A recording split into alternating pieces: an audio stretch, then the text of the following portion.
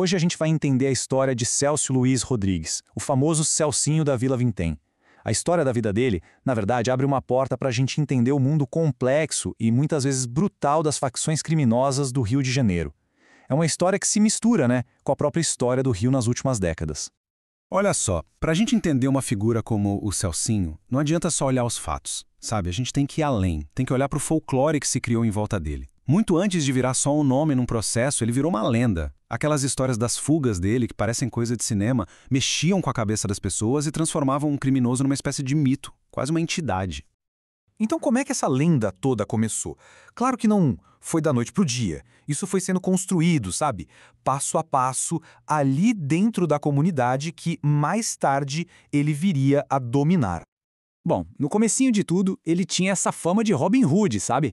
Ele roubava caminhão de carga ali na Avenida Brasil e uma parte do que ele pegava, ele distribuía na Vila Vintém. Isso, claro, deu um prestígio enorme para ele lá dentro. Só que esse prestígio foi o trampolim para algo muito maior.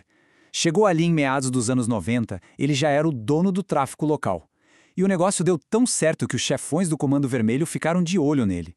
Mas é aquela história, né? A fama também atrai o outro lado. A polícia caiu em cima com tudo e não demorou muito para ele ser preso. E olha, a história podia muito bem ter acabado aí, né? Só que para o Celcinho, a prisão não era o fim da linha. Pelo contrário, foi o começo de um capítulo totalmente novo de poder.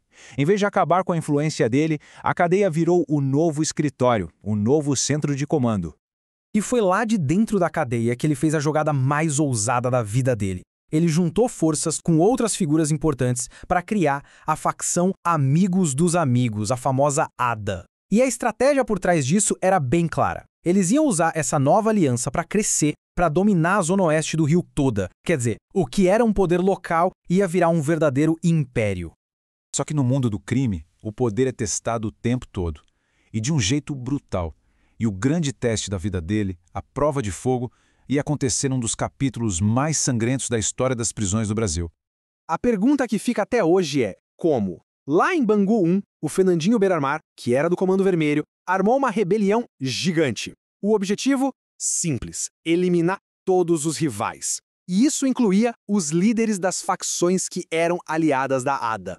Imagina a cena. Celcinho estava lá, no olho do furacão. A morte dele era dada como certa. Só que ele sobreviveu. A grande questão é: como?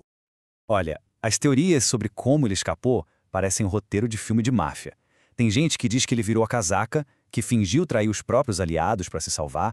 Outros falam que rolou dinheiro, que ele pagou e pagou caro pela vida. Mas a teoria mais intrigante é que ele teria soprado no ouvido do Beiramar, que tinha um plano para matar o próprio Beiramar. E isso teria sido o estopim para a rebelião toda.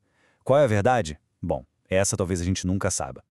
O resultado disso tudo, do ponto de vista estratégico, foi inacreditável. Pensa bem, o chefão do terceiro comando, que era parceiro da ADA, foi assassinado. Com isso, o TC praticamente deixou de existir.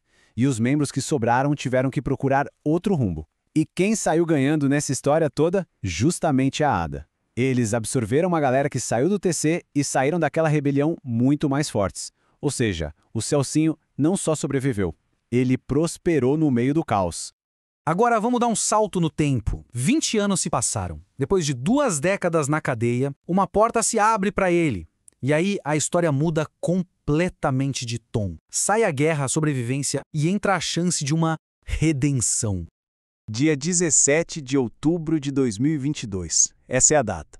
Depois de cumprir a pena inteira, Celcinho da Vila Vintém estava na rua. Estava livre. Pensa só, um cara que passou mais de 20 anos preso, voltando para um mundo que já nem era mais o mesmo. E nas palavras dele mesmo, o discurso era de um homem quebrado, que só queria paz. Ele disse que tinha perdido tudo, que não tinha mais nada e que o único desejo era ficar quieto no canto dele, longe de qualquer envolvimento com o crime. A pergunta de $1 milhão é: será que dava para acreditar? Do lado de fora, ele tentou construir uma nova imagem. Ele se apresentava como empresário, dizia que estava investindo em criação de porcos e, além disso, virou uma figura carimbada na comunidade, meio que um patrono informal da escola de samba Unidos de Padre Miguel. Então a dúvida era: seria esse o começo de uma vida legítima? Mas como a gente sabe, em histórias assim, o passado é uma sombra que persegue. É como uma força que te puxa de volta, não tem jeito. E aquela promessa de uma vida nova bateu de frente com a realidade de quem ele sempre foi.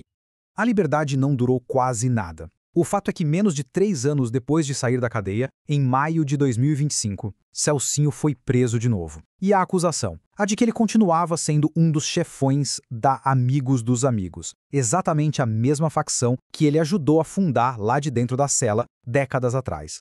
E tudo isso nos traz a uma última reflexão. A vida do Celcinho, com todas as lendas, as jogadas de mestre, as reviravoltas, parece um ciclo vicioso, sabe?